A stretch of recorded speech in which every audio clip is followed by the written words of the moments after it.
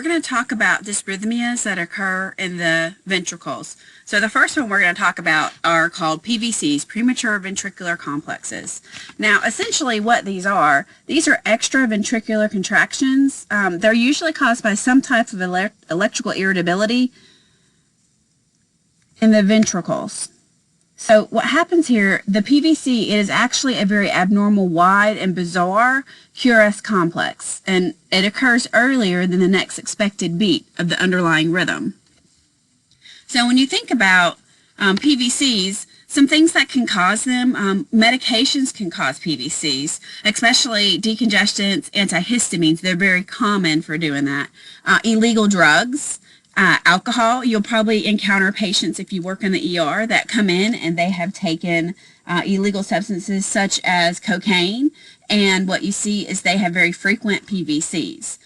Also, it could be caused by caffeine, excessive caffeine ingestion, tobacco, exercise, or anxiety. These can all cause PVCs, or it even could be related to injury to the actual heart muscle because the person has CAD, they have some type of congenital heart disease, heart failure, or because they have high blood pressure. These can all cause PVCs. Now, what you need to realize about with PVCs is that PVCs are considered a warning dysrhythmia. And the reason that is because typically if someone's having very frequent PVCs, then it can be a warning dysrhythmia that, hey guys, wait a minute, this person could go into VTAC or VFib. So that's one reason why we worry so much about PVCs. So typically, if they're not having a lot of PVCs, your patients are asymptomatic, meaning they don't know they're having PVCs. However, if they're having frequent PVCs, then they probably do have some symptoms. Patients will complain about a fluttering in their heart, or they just feel like their heart's pounding or skipping beats. That's typically what your patients will complain about. So if someone's having frequent PVCs, you want to check for any type of possible electrolyte imbalances they could have. What's your potassium? What's your magnesium? Those types of things is what you want to look at. So realize that PVCs are fairly common, and they do, the occurrence does increase with age. And so the older you get, the more PVCs typically a patient will have. So let's do a 5-step analysis on a PVC. You will like PVCs because they are very easy to find because they do not belong. If you're doing the 5-step method, remember the first thing we look at is the rate. Well, the rate is going to be whatever is underlying here. So whatever it is, you don't include this one when you're looking for the rate. So we have 1, 2, 3, 4, 5. So the rate right here is 50. But what you notice, the neat thing is this right here that I have circled, is this QRS complex looks nothing like any of the other ones. So that's what should draw your eye first and foremost right here. The next thing we look at is the rhythm. Well, the rhythm is going to be irregular because you have a PVC. So when you look on here, you see it's not regular. It is irregular. Your P wave, you have P waves everywhere except for wherever this PVC occurs. Okay, you do not have P waves with that one. And if I don't have a P wave, I can't measure a PR interval right here. Your QRS complex in someone who's having PVCs, it is wide and bizarre. So look at this PVC right here. It's very wide and bizarre. So when you're looking at the strip and you're doing your 5-step analysis, these PVCs should pop out at you. So this is a great example of PVCs. So when you're looking at PVCs, what you need to realize is if you have 3 or more PVCs in a row, typically what we refer to that as non-sustained VTAC. And so that's just something to be aware of. However, if someone is having 6 or more PVCs in a minute, so if you see like six or more of these in a minute, then we really need to investigate what's going on here, and we're going to have to treat them in some form or fashion. Usually our gold standard for PVCs is we give lidocaine. So six in a row, or 6 or more in a row, per minute, you got to do something about it. So when we talk about PVCs, the neat thing with PVCs is they can actually come in patterns. So let me go back one and tell you. This right here, you see there is just one PVC. There is only one wide and bizarre QRS complex. So this whole strip right here, there's just one PVC. But as I tell you, they can come in different patterns. We have couplets. Couplets are two that are side by side. We have runs or bursts, or that's what we call when we have, sometimes we will call that non-sustained VTAC because we have a run of 3. We have bi, which is every other beat is a PVC. We have tri, which is every third, and then quad is every fourth. So I gave you some examples of these, and we're going to look through these and try and help you learn these, okay? But these are really, you'll like PVCs because they are so easy to pick out. The other thing you need to realize about PVCs is you can either have one PVC by itself, and you can't really tell me much if it's just one PVC. All you can tell me is, oh yes, the person has a PVC. But if they have more than one PVCs, they can either be unifocal or multifocal. So what unifocal means, it is a PVC, it's PVCs that look the same. So what that tells us is they're coming from the same site of irritability. So when you look on this strip right here, you see, hopefully you see 2 PVCs. They pop right at you. They don't belong. So I'm going to use my mouse and I'm going to circle them. Here's a PVC. And then here's a PVC. So you see both of those PVCs. And so what I need you to look at then is you compare this PVC to this PVC. And what you'll notice is they look the same. So that tells me this person's having unifocal PVCs. The PVCs they're having, they're coming from the same site of irritability. So this is this is unifocal. So if I have unifocal, then I got to talk about multifocal. So multifocal is where your PVCs don't look the same, and the reason they don't look the same is because they are coming from different sites of irritability. And so when you look on this little strip right here, and I'm sorry I couldn't make this bigger, when I tried to make it bigger, it distorted it so much. So one thing I would like to add on these strips that I am providing for you, I have had to stretch them a little bit, and so sometimes that makes these little counts right here look a little off, but it's just because I've stretched it so I can make it larger and I can point out specific things to you. But this one right here, let's look and see if we can find the PVCs. Remember, your PVCs are your wide and bizarre QRS complexes. So when you look on here, I'm going to circle the PVCs, okay? 1. These all look the same. Here's another one. 2. And then here's another one, 3. So for this strip right here, I have 3 PVCs. So the next thing you want to look at is you look at your PVCs and you're going to compare them. And what you find is that, yes, this one and this one, they are similar in appearance, but this one is not. So what that tells you is that you have a multifocal PVC. You have PVCs that arise from different areas of irritability. So that's what that is telling you when you have PVCs that are different in appearance. So when someone has a PVC, some things you want to think about. Okay?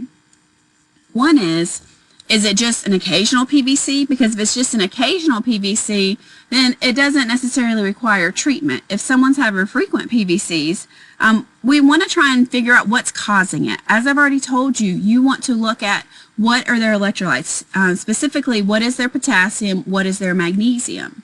Okay? Other things you want to look at is, I told you it could be because of drugs. Look at their med list. What kind of drugs are they on? Are any of the drugs they on, are they more likely to make them have PVCs? And then the other thing you want to think about, what's their diet? What's their caffeine intake? Because remember, people that ingest large amounts of caffeine, it's very common for them to have frequent PVCs. And if that's what it is, then let's try and reduce or eliminate. So those are things we look at. And then look at their stress. If they have a high stress level, they are more prone to develop PVCs. And do they smoke? These are all the things that you're going to look at when you are educating a person on PVCs and on eliminating the causes. So the other thing we're going to do is, of course, we're going to provide oxygen because they don't have enough circulating oxygen here. And then we're going to try and treat them with medications. The medications that typically we give, I told you lidocaine is our drug of choice. But if we checked our labs and we saw that we had a abnormal, or we had a low potassium or a low magnesium, then you know what? We would give them some potassium, magnesium to try and help that. Another thing we also like to do is we can give amiodarone to try and alleviate the PVCs. So those are some things that we do for the treatment of PVCs. So here's some examples. I told you about the patterns, but I really wanted to show you some. This right here is bigeminy. Bigeminy, remember, means that every other beat is a PVC. So if you look up here, this is normal, wide, and bizarre. Normal, wide, and bizarre. Normal, wide, and bizarre. So what that tells you is every other beat is a PVC. And so this is distinctive of bi.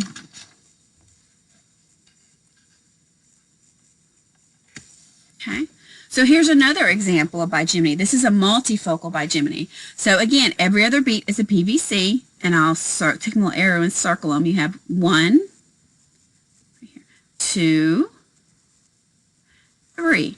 Now, when you compare these PVCs, what you notice is they don't all look the same. And remember, I told you the reason they don't all look the same is because they're coming from different sites of irritability. And so that's one thing you want to make sure that you look at when you're looking at if you have more than one PVC. Is it unifocal or is it multifocal? Here's an example of tri. So remember, tri is every third beat. So when you look up on this little strip, you see that every third beat is a PVC. And then you have quad. So quad is every fourth beat. So I circled them right here. So as you can see, this right here, this is a wide QRS complex. And then right here, this is a wide QRS complex. And when you're counting them, it just happens to be that every fourth beat is a PVC. So that's all on PVCs. PVCs are really easy to identify, and so most students like having to identify PVCs. The biggest thing, rule of thumb, you can take away from PVCs, if you have 6 or more PVCs in a minute, or I should say per minute, that's going to require some treatment. Our treatment of choice currently is lidocaine. If they're not having 6 or more, but they're still having very frequent PVCs, then we need to look at what is the underlying cause here and try and eliminate that. So VTAC is one I always like to talk about. What's happening here is you have 3 or more PVCs that occur at a rate of greater than 100 beats per minute. Okay? So VTAC, if it's a short run, meaning it lasts less than 30 seconds, we call it non-sustained VTAC. But when it's longer than 30 seconds, we call it sustained VTAC.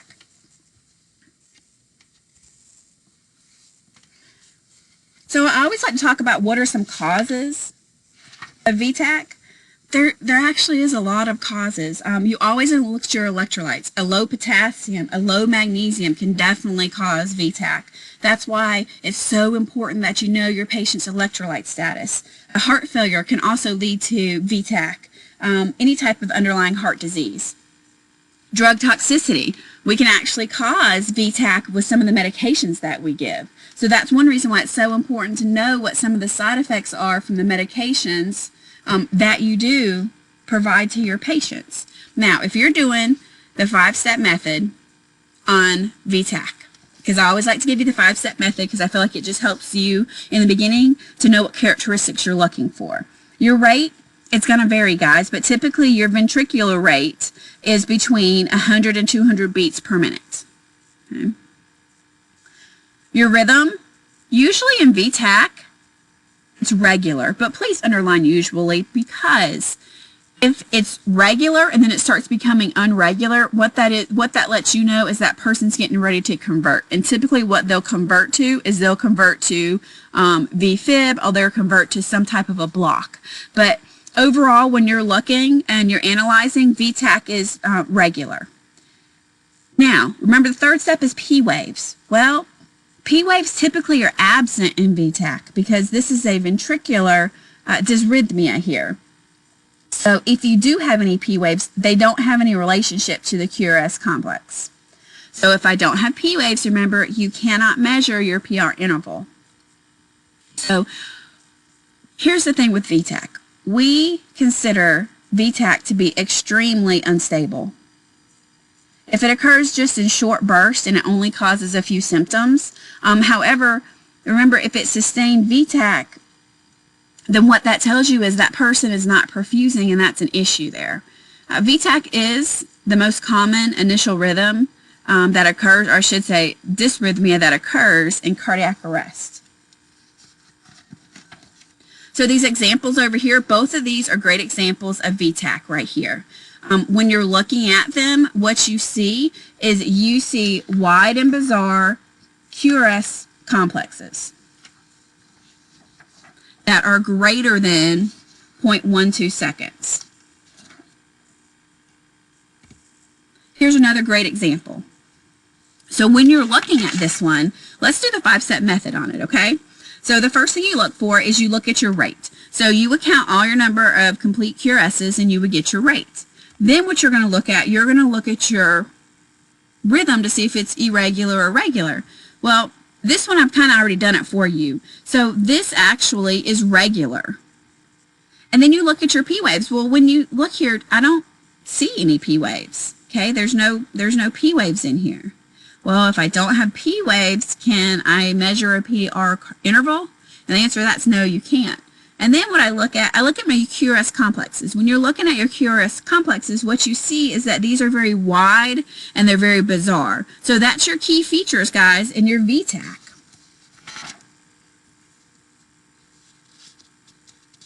So what you need to realize is if this is sustained VTAC in a patient, okay, as this cardiac output, or as the rate goes up, remember your cardiac output is going to decrease. That means your patient becomes extremely unstable. So one of the first things you do is you always confirm. Okay, so you're going to do an EKG or an ECG, and you're going to confirm it in a stable patient. Also, assess your ABCs. How's the airway? How's the breathing? How's the circulation? What's their level of consciousness? And then things that you're going to try and do, if it's stable, then we're going to try and treat it with meds. Some of the meds you'll see here, lidocaine. If it's because they have a low mag or low potassium, then we'll replace those. We can even give some beta blockers to try and slow that rate down, and we typically will give the beta blockers IV. But the drug you'll see most commonly used is lidocaine. If they're unstable, then what we're going to do for that person is we're going to do something called an emergency cardioversion. So essentially what we're going to do in cardioversion, I know I talked to you a little bit in it when we talked about your atrial dysrhythmias, but it is where we actually shock them. And remember I told you the theory behind that, it's just like when your computer's not working and you unplug it and you plug it back in. Our goal is we're going to defibrillate, deliver a shock, and it's going to shock the heart back into, so it's going to pause momentarily, and then boom, it's going to go back into normal sinus rhythm. That is our goal with that. However, as you saw in the video, if someone is performing cardioversion, then you have to have people that are trained in ACLS there. The doctor actually will perform the cardioversion. Y'all as nurses will just assist and be prepared, because while we anticipate after the shock is delivered that their heart will start back, sometimes it doesn't. And if it doesn't, then you have to go into your ACLS and follow your ACLS protocols.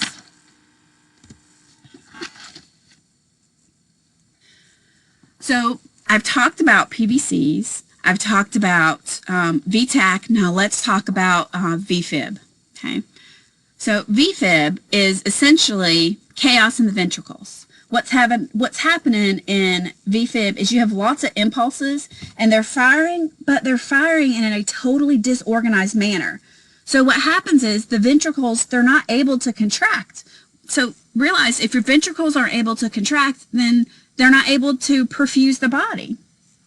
And so that is a major issue. Unless we terminate this within 3 to 5 minutes, then what's going to happen is your patient's going to go into cardiac arrest. So when someone has, or if someone is in VFib, you don't have any type of recognizable deflections on your EKG. So when you look at your EKG right here, let's talk about the 5-step method. The first thing, you know, we always look for a rate. Well, look at these two samples I have right here. You can't tell a rate. You can't determine what the rate is on either one of these, okay? The other thing, the second step, remember we look at the rhythm. When you look at these rhythms right here, what you see is that they are grossly irregular, meaning they're not regular. These R to R's, they make absolutely no sense, okay? P waves, you can't determine a P wave, so you can't determine a PR interval, and you can't determine a QRS complex because all the components needed are not there. So essentially what's going on here is the ventricles are just quivering, okay? And that leads to no cardiac output. If we don't do something, guys, then what happens is the ventricles are eventually going to stop, and then that person's going to die. So when you see someone in VFib, then what you have to do, you immediately have to defibrillate this individual, okay? This occurs in patients that have coronary artery disease, that have had an MI. It also occurs, guys, in people that have electrolyte imbalances. So again, what's your potassium? What's your magnesium? Sometimes we cause this because we give too much of an anti-dysrhythmia therapy. So that's why it's so important if someone is getting any type of IV anti-dysrhythmia therapy that you monitor them a lot closer than you would another patient that was not getting that. This also can occur in hemorrhage or in trauma. These are typically where you will find VFib occurring. So what happens is when VFib occurs, the patient becomes faint, they lose consciousness, okay? So then what happens is they have no pulse, they have no blood pressure, they stop breathing, okay? That is in an unstable patient that has VFib. And when you look at this, and you can't tell anything from this strip because what's going on is your ventricles, they're just quivering. So you need to remember you defib the VFib. That is what you do.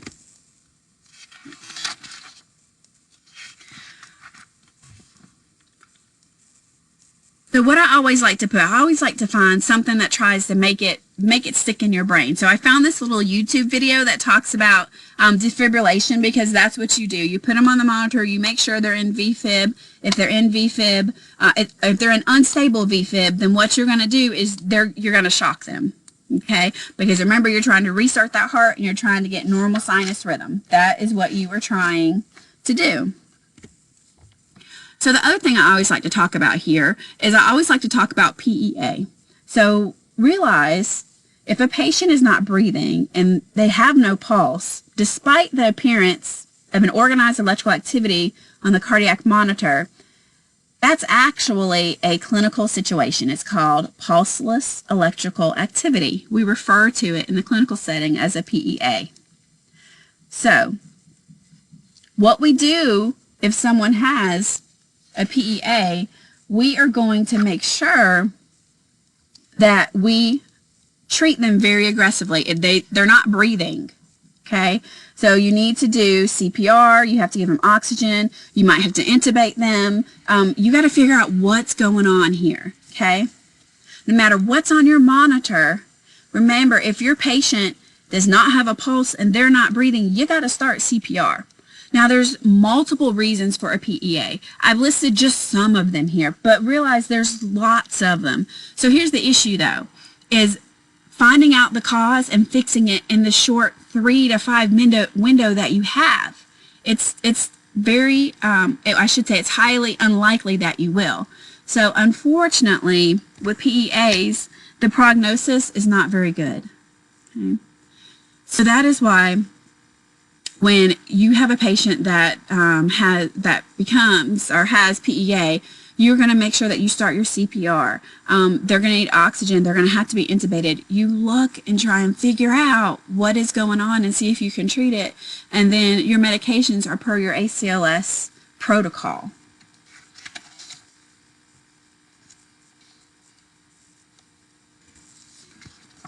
Asystole.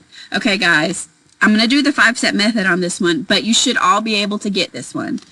So asystole is when you have the absence of all electrical activity in the heart, and it produces essentially a straight line. I mean, it might be a little wavy, but essentially it's straight, and that tells you there's nothing going on. But I'm going to do the 5-step method for you. Your rate, you're not going to have a rate. Your rhythm, you're not going to have a rhythm. You're not going to have P waves. If you do have an occasional P wave, it means absolutely nothing. Because you don't have a QRS that follows it. Remember, your QRS shows your ventricular output, or what's going on in the ventricles. Okay? So if you don't have P waves, you can't have a PR interval, and you will not have QRS complexes. So realize with asystole, there is no electrical activity going on in the heart. There's no cardiac output, and the patient is completely unresponsive in asystole. So what you're going to do for asystole is you got to start CPR. Okay? However, I will tell you, most patients with asystole, they are not successfully brought back. Okay, but it could occasionally happen, but they're not really. Once it's asystole, we don't have a very good prognosis for those individuals. Okay, again, here's another one that I put up here. It does, you see, we call it a P wave asystole. So the atria is doing something, but you have no QRS complexes, so you know your ventricles aren't doing anything. So this is another prime example of asystole. Okay. And I even gave you a little chart right here to help you along with this. But here's the thing. The causes of asystole, they're the same thing as they are for the PEA. So let me go back to the PEA slide. Look at all this, guys. And you don't have a long time to try and figure out what caused it. And so that's why the results, or I should say patient outcomes, are so poor, because you don't have a lot of time to figure out which one of these is the cause of that asystole. But that's what you try and do. It could be asystole because, and I gave you a great example up here. Right here, remember I told you we did cardioversion. In cardioversion, we deliver a shock. So this is kind of what happened right here, and so I always like to use this example right here. A shock was delivered right here. So you have a brief pause of asystole, and then you start back. Okay, but this is a great example. So asystole, sometimes it can be temporary when we do cardioversion, but you see how it comes back.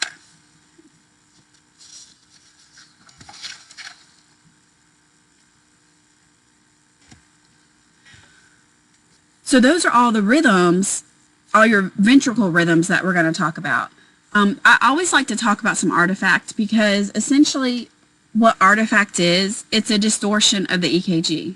So when someone is looking at the EKG, it looks like electrical activity, but it's non-cardiac. So sometimes artifact can actually mimic a lot of different cardiac dysrhythmias. The one it mimics the most is your VFib.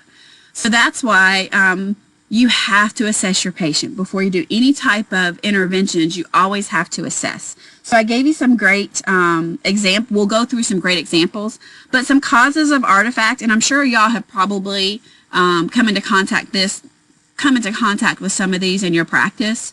But let's say patient movement, like they're brushing their teeth, that can mimic VFib a lot. Loose electrodes, or even if the electrodes are broken or there's something wrong with one of the wires in there. So all of these things, muscle tremors, that's another one. They can all cause